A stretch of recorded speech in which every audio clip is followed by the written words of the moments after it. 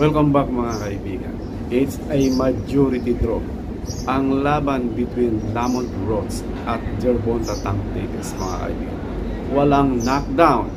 Although napaluhod si Gervonta Tank Davis mga kaibigan.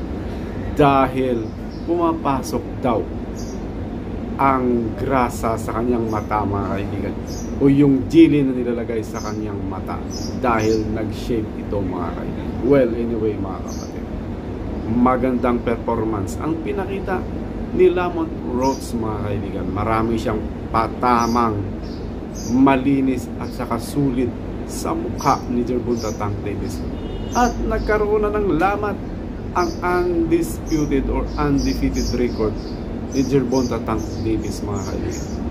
30 wins with 1 draw mga kapatid. Well, ayon sa kanila mga kaibigan, handang-handa sila sa rematch para patunayan kung sino talaga ang magaling sa kanilang dalawa.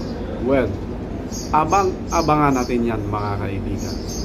Maganda ang laban, umabot ng 12 rounds and of course, tabla mga kaibigan. So sa mga pumusta, it's a draw.